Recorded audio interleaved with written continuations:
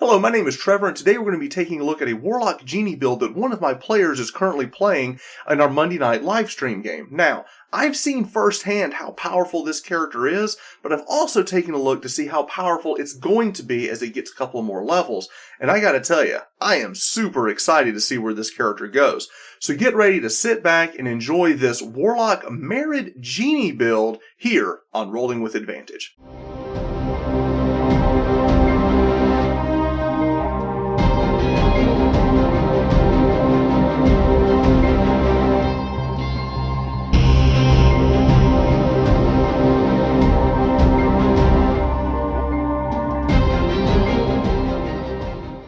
So before we dive into the build today, first I want to kind of take a look at the Genie itself, this new Warlock subclass that we got in Tasha's Cauldron to Everything, and take a look at why play this, and more importantly, why pick the particular Genie that our player did. Now, this build was kind of created by Laz, one of my players, and I kind of gave him a little bit of insight on a couple of ideas, but this was really his baby. Now, one of the things that we looked at is when you become a Warlock, you have to pick your patron. And the Genie is pretty interesting and unique in the sense that you have to pick which type of Genie that you're getting this power from, or your patron from, or whatever. And of the four, we have Dow, which is like the Earth, which we see a lot of Crusher builds with that. The Genie, which is the air one, which I thought was the most powerful because you eventually get greater invisibility. In fact, I did a whole video on it. I think that one's really strong. The Afridi one is pretty popular because it gets you Fireball. It's the Fire Genie. And then the Merit is the Water one. But my friend Laz looked at it and goes, what does the Water one get? So we took a look at it. And Fog Cloud, you get that at first level as an additional spell option, which Fog Cloud is a very strong spell. But then you get Blur. Now, Blur is one of those spells that a lot of people sleep on, but is actually extremely powerful. And I saw Laz play a Hexblade before, and he used Blur a good bit. So he was already thinking, okay, well, Blur is really good on a Hexblade if you play it a certain way. Well, let's keep looking. Well, they also get Sleep Storm, which is incredible for, area of effect, like a controller. You also get Control Water and Cone of Cold. All of those things are really good. Now, the other part of being a Genie that he was really liking, part of the build, is, of course, you have to choose your vessel. We're not really going to get into some of that today. We want to look at the actual mechanics of what we're looking at today. But the big thing is you get Genie's Wrath. Now, this is true for all four. Whichever Genie you pick, you get this. You basically can add once per turn damage to an attack. And the type of damage is based on your Genie. So for the Water one, it's cold, and you add a number of damage equal to your proficiency modifier. So once per turn, you can use your proficiency bonus to get a little extra damage. Now that really adds up. So let's say your proficiency bonus is 3. Well, you're adding 3 damage to a hit every single time. That can really add up, and it's just free extra damage that you just keep hitting on. But the thing that really makes the Warlock Genie insanely powerful is what you get at 6th level. At 6th level, what you get is, yes, you get resistance to whatever it is that your type of Genie is, but the big part of it is that as a bonus action, you give yourself a flying speed equal to 30 feet, or you can go 30 feet for 10 minutes, okay? That's crazy strong as a bonus action because it's also not a concentration effect. So you could do this and Blur or Darkness or a lot of different things. But it allows you to basically have 2 spell effects up at the same time, one of which being Flight. So that's extremely, extremely strong. So eventually you get Limited Wish, you get to use your vessel as a sanctuary and pull everybody. All of these are cool things, but we're really going to be looking today because I've seen this character operate up to level 5, and we're about to see it hit level 6, and I'm going to go ahead and tell you now, this is extremely strong what this player is doing. I've seen it firsthand. So this is now that we have the idea of what the Genie is, let's take a look at the build itself. So this is Lorex at level 5. A mountain dwarf warlock. So this is actually his character. So today we're not talking like hypothetical of like, hey, I might take, this has actually been working in game for 7 games or so. And this is where we are. So the reason that he chose mountain dwarf is a type of warlock we don't normally see as a dwarf, but with the new Tasha's rules, we can move the stats around using Origin Manager, which he did. And basically what we ended up with is being able to move his stats around in a way that made sense for a Warlock, being that, hey, we need some stats to move over to Charisma. The other thing that we saw is that he gets Dwarven Armor Training, which means he can wear light and medium armor, which is something that usually only the Hexblade Warlock gets. So this was a way for him to play a Hexblade style Warlock, but also play a Genie. So it's kind of meshing the two ideas together to create a truly Gish frontline spellcaster that is crazy strong. So for the class, let's take a look at some of the things that he chose. For proficiencies, he picked Arcana and Investigation. For the patron, of course, we picked Genie, Pact Magic, Genie Kind, all that kind of stuff we know. But let's take a look at second level for his invocations, because this is where we're going to take a look. Improved Pact Weapon, because he did go with Pact of the Blade. He picked up Devil's Sight, and then at 5th level, he was able to pick up Thirsting Blade. So we are making a blade lock, but it's not a hex blade, it's a genie. So he's getting all the fun stuff for being a genie, but he's also kind of getting the idea of all the melee stuff we would normally see with a hex blade. And the other thing is that the way that he built it, this is one of the tankiest warlocks I've seen, and I'll show you what he's doing here. So for his Pact boon, he chose Pact of the Blade. And for his ASI at 4th level, he picked Great Weapon Master. So he's using Great Weapon Master, which of course, if he scores a critical hit or if he kills something, then he can actually get an additional attack as a bonus action. He also can take a negative to his attack roll to deal 10 additional damage.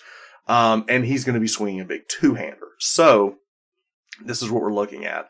So with Improved Pact Weapon, it makes basically his attacks get a +1 to attack, +1 to damage. He can conjure his weapon, all that kind of fun stuff. It's a spell casting focus.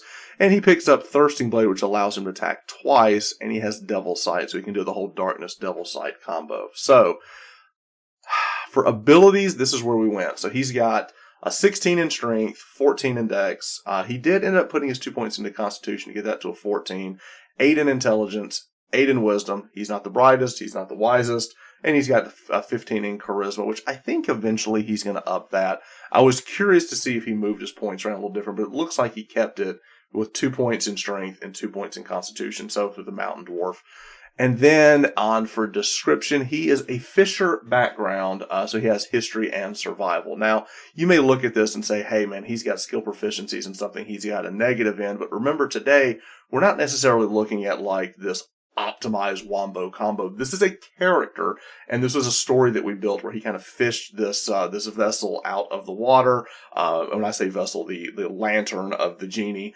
So he wanted to have a fishing background, and it came with history and survival. So sometimes you take the thing that's not the optimal thing because you like the idea of the character itself. So this is a character build that just so happens to be crazy powerful. So for your build, if you want to change that around and get some skills that maybe are better for your stats, you could. But this is what Lorex picked, and I'm totally on board with that. Now, we're going to be looking at equipment today. Now, this is actually what he has in game right now. So this is not going to be like your starting equipment. We're actually going to look at what he currently has in game. So, he has half plate, which is probably one of the better things you can get for medium armor. And he has a great sword of life stealing. Basically what that just allows him to do, if he gets a crit, he can do a lot of damage and can heal for a little bit. He has 1 beat of force, like a grenade. These are just items that he has, that are in his current, inventory. So let's take a look at his stats, and then we're going to circle back and look at his spells. So, what we're looking at right now is he has a 17 AC as a Warlock Genie, which would normally be a caster, but he's building him as a frontline melee caster, in a way. So what this allows him to do is he has a 17 AC because of his half plate and also his dex bonus. So that's very, very high to have a 17 AC. While swinging a two-hander. So right now at level 5, when he attacks, he's going to do a 2d6 plus 4 damage. He's getting 3 points of bonus damage for his strength. He's getting another point of extra damage because of his packed weapon, and a +7 to hit. So that's really, really strong. He does have Eldritch Blast, so let's go ahead. Now that we've seen his stats, let's take a look at the spell selection that he has. Now, he has Booming Blade here. He's used that up until level 5. I'm curious to see if he's going to swap that out later, because Booming Blade is great, but once you get Thirsting Blade and you start swinging twice, it's not as good. You'd rather swing twice than to swing once with Booming Blade. That being said, I've seen him be so tanky that he'll actually hit something and move away, allowing his opponent to get an attack of opportunity, because he knows the chance of him getting hit back is very, very low. It's been pretty interesting to see him do that. The reason is if you look at his spell selection, he's using Blur. He's using Blur a lot. So let's take a look at Blur.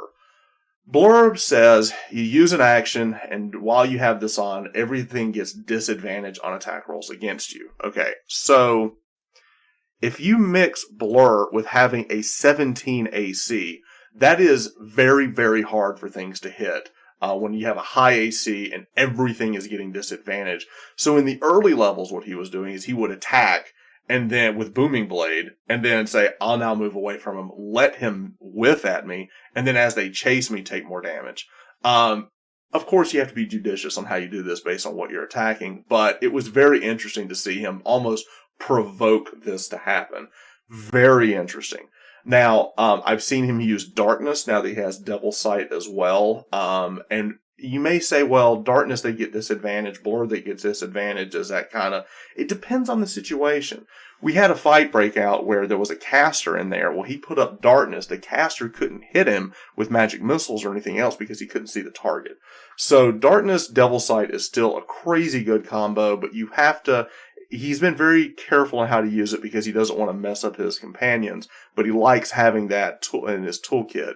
I've seen him use Hex, and if you look, all of these are kind of concentration spells. So you have to kind of choose which one of these things that you want to have up. Now, Intellect Fortress, that is a spell that I think he's taking because it's kind of a meta pick for the game right now. We're dealing a lot with Mind Flayers and Intellect Devourers. And Intellect Fortress, I see what you're doing, Laz. I see what you're doing. Your DM knows. But what he's actually been using here, I think that's a new selection for him. He's been using Hellish Rebuke a lot. So basically what it is, have Blur up, he makes himself extremely hard to hit. And if he does get hit, he's like, okay, fine, take 3d10 as a reaction. We just had a game where we were fighting a bunch of goblins, and he killed like 4 goblins, like in the first couple of rounds. Like, it was insane. He was just murdering people, using, basically his attack, his reaction to use, Hellish Rebuke, and then, also Great Weapon Master. Well, I killed one, I'll go kill another one. So he was just hacking through a lot of stuff. And I was like, man, this is a crazy, tanky, strong character to have, early on. And he's taking Thunderstep as well to kind of give him some mobility, which we see, some other warlocks like the melee warlocks do. But what's going to be very interesting is at 6th level, he's going to pick up Flight. So now he's going to be flying with Blur and and flying around the battlefield, swinging a giant 2-hander, and being able to attack it twice with Thirsting Blade. That is going to be crazy powerful, and I'm curious to see if he's going to use Booming Blade more, if he can fly in and out of combat. It's going to be interesting to see. I will say, Laz is the kind of guy that wants to have options. He doesn't like having something where he does the same thing over and over again, which is why he does have Eldritch Blast. Now, he doesn't have the invocations to make Eldritch Blast like crazy. It's not a blaster build, but there have been times where I've seen him say, hey, in this situation, I want to sit back and throw a spell. I'll throw Eldritch Blast, which is interesting. His flavor for this is to Legend of Zelda Sword Beam. He's like, well, I'm at full health, so naturally I'll just grab my sword and shoot a beam at him. I'm like, that's cool flavor. I like it. So this is the build that I wanted to learn. This is just at 5th level. Now we can look at it at the higher levels, but particularly at level 6 is when he's going to pick up flying. So with this, we're looking at a warlock. It's a frontline caster who's going to have Flight. He's going to be able to fly around with Blur. He's going to be able to attack multiple times with a sword. And he's still got a lot of tricks in his, depending on what he's fighting. He could switch it up to having Darkness. Think about this. He could fly behind the enemy line with his Flight, and then cast Darkness.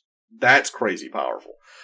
Just the fact that this has mobility and he can fly around, and he's made himself, normally the Warlock wouldn't want to do that, but because his AC is so high, and because he's got blur, got other things. He will actually be able to move around the battlefield and kind of provoke attacks that most warlocks wouldn't. So here's a true frontline spell casting. I'd say he is the sword swingingest warlock I have seen. I mean, it's pretty crazy. So I think this is very cool. The fact that he's kind of a hexblade, but he's also mixing the genie stuff in. So he can hit really, really hard. He's very, very defensive, and he's going to have all this mobility on top of it. So golf clap to Laz for coming up. This is a very, very strong build. So this is where we are right now. I'm curious to see where he goes into the future. And if you have any ideas, you could always join our Discord if you want to talk to Laz about it directly, or you could also leave comments down below and we can kind of chat this out and just say, maybe the Merid Warlock is something that needs to be more of a meta pick, when you're looking at your class selection, because there's a lot of strength with this. So I think it's very cool, and I'm excited to bring this to the community and say, hey, I've seen this up front. This is a very, very tanky caster that I think a lot of people could have a lot of fun playing. So if you have played a Genie Warlock and you've got some feedback, please join our Discord or put some comments down below. And I'd love to hear your feedback on it. And again, if you want to, please check us out. We're on podcast now for our adventures and our live stream. You can also catch us Monday night at 8:30 EST if you want to check out our game. Until next time, keep rolling with advantage. Thanks.